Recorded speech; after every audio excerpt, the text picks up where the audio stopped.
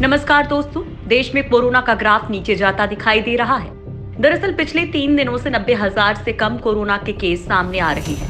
पिछले 24 घंटे में कोरोना के 75,000 मामले सामने आए हैं। इस बीच अच्छी खबर ये भी है कि भारत का कोरोना रिकवरी रेट 80% से ज्यादा हो गया है। वहीं ऑस्ट्रेलिया के वैज्ञानिकों ने कड़ी मेहनत के बाद बिना सुई वाली एक वैक्सीन तैयार की है, जिसका ह्यूमन ट्रायल जल्द शुरू होने वाला है। इन खबरों के साथ ही हम आपको नोएडा के अस्पताल के बारे में बताएंगे, जहां कोरोना मरीजों में आत्मविश्वास जगाने के लिए उन्हें आईपीएल के मैच दिखाए जा रहे हैं। इन खबरों के साथ ही हम कुछ शोध के बारे में भी आप लोगों को बताएंगे। रूस की वैक्सीन के 120 करोड़ डोज बुक हुए। दोस्तों, दुनिया की पहली कोरोना वैक्सीन बनाने वाले देश रूस ने अपनी वैक्सीन स्पुतनिक वी बेचने के लिए 10 देशों के साथ शुरुआती सौदा तय कर लिया है। अब तक 120 करोड़ डोज बेचने पर समझौता हो चुका है। इसे ऑर्डर करने वाले देशों में दक्षिण अमेरिकी और एशिया के साथ ही कुछ खाड़ी देश भी हैं। रूसी अधिकारियों के मुताबिक भारत, सऊदी अरब, मैक्सिको और ब्राजील से वैक्सीन के लिए सौदा किया गया है। वहीं 10 दूसरे देशों के साथ भी बात चल रही है। ये दावा वॉल स्ट्रीट जर्नल ने अपनी रिपोर्ट में किया है। दरअसल दुनिया में संक्रमितों का आंकड़ा 3.12 करोड़ से ज्यादा हो गया है। ठीक होने वाले मरीजों की संख्या 2,28,17,541 से ज्यादा हो चुकी है और अब तक 9,64,764 मौतें हो चुकी हैं। पश्चिमी देश भले ही रूस की वैक्सीन पर सवाल खड़े करें, लेकिन कई देश वैक्सीन को सही बताकर खरीद रहे हैं। ऑस्ट्रेलिया में बिना सुई वाली कोरोना वैक्सीन तैयार। दोस्तों, इस वक्त पूरी दुनिया कोरोना की वैक्सीन का इंतजार कर रही है। ये वैक्सीन अलग अलग तरीके से मरीजों को दी जा सकेंगी। इस कड़ी में अब ऑस्ट्रेलिया के वैज्ञानिकों ने बिना सुई वाली कोरोना वैक्सीन तैयार की है। अब इस वैक्सीन का ट्रायल शुरू होगा। ये वैक्सीन डीएनए पर आधारित है और इसके ट्रायल के लिए 150 लोग अपना नाम भेज चुके हैं। सिडनी यूनिवर्सिटी के एक्सपर्ट की तरफ से तैयार की गई कोरोना वैक्सीन को एक एयरजेट मशीन के जरिए व्यक्ति की स्किन पर डाला जाएगा। इस डिवाइस को फार्माजेट नाम से जाना जाता है। डेली मेल की रिपोर्ट के मुताबिक नई वैक्सीन सीधे व्यक्ति की स्किन में पहुंचती है। शरीर के इम्यून सिस्टम में स्किन की अहम भूमिका होती है, इसलिए सीधे स्किन पर दी गई वैक्सीन अधिक प्रभावी हो सकती है। वैक्सीन पर भारतीय वैज्ञानिक ने दी गुड न्यूज।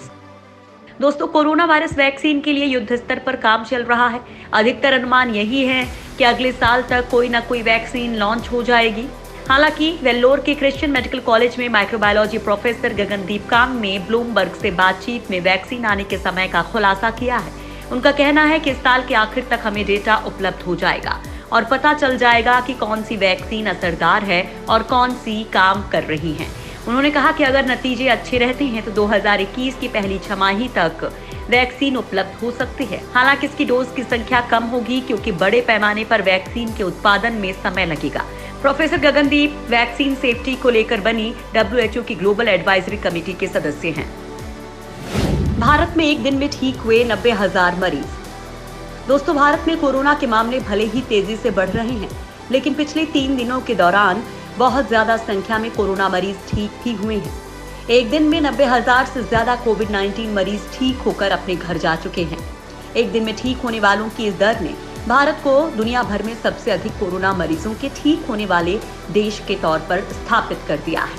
फिलहाल भारत का कोरोना रिकवरी रेट 80% से ज्यादा है।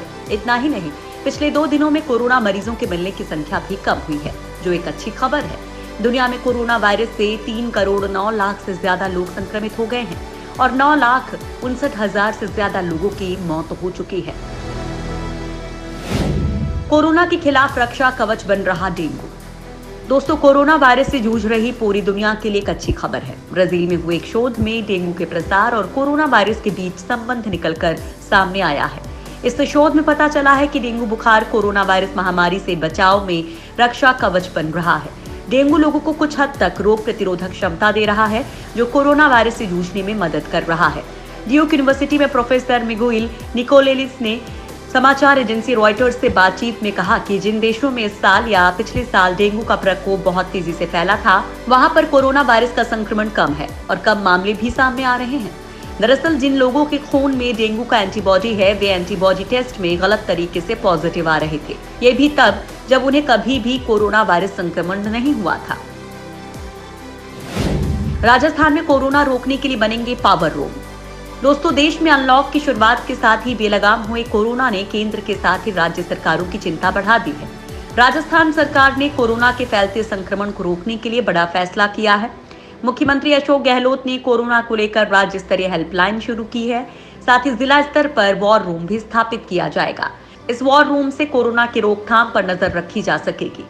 गहलोत सरकार ने पूरे प्रदेश में कहीं भी किसी भी जगह पर एक साथ 5 से ज्यादा लोगों के खड़े होने पर रोक लगा दी है। सूबे के 11 संवेदनशील जिलों के जिला मुख्यालय पर धारा 144 लागू कर दी गई है। कोरोना संक्रमण की स्थिति को देखते हुए सरकार ने प्रदेश में सामाजिक और धार्मिक आयोजनों पर रोक लगा दी है। अब सूबे में 31 अक्टूबर तक सामाजिक और धार्मिक आयोजनों पर रोक रहेगी। नोएडा में कोरोना मरीजों पर अनोखा प्रयोग। दोस्तों, यूपी में जहां एक ओर कोरोना के मरीजों की संख्या बढ़ रही है, तो वहीं मरीजों का आत्मविश्वास बढ़ाने के लिए कहीं फिल्में दिखाई जा रही हैं, तो कहीं मैच। जी हां, नोएडा के यथार्थ हॉस्पिटल में इलाज करवा रहे कोविड मरीजों को खास अनुभव देने के लिए नए नए कदम उठाए जा रहे हैं। इस अस्पताल में कोविड मरीजों का मनोबल बढ़ाने के मकसद से पहला टेरेस गार्डन विकसित किया गया है, जहां से खूबसूरत नजारों का आनंद लिया जा सकता है। इस अस्पताल की 8वीं मंजिल पर बने टेरेस गार्डन में प्रोजेक्टर स्क्रीन पर IPL मैचों का प्रसारण किया जाता है। इसके साथ ही ताजा पॉपकॉर्न और लाइव पास्ता काउंटर स्थापित किया गया है। ये कोविड मरीज खुलेआम आराम के माहौल में आनंद ले सकते हैं। मैच दिखाने के पीछे अस्पताल की कोशिश मरीजों का आत्मविश्वास बढ़ाना है। झाड़ू से कोरोना वायरस फैलने का खतरा। दोस्तों, देश में कोरोना वायरस संक्रमण के मामले लगातार तेजी से बढ़ रहे हैं। वहीं कोरोना वायरस को लेकर दुनिया भर में शोध जारी है।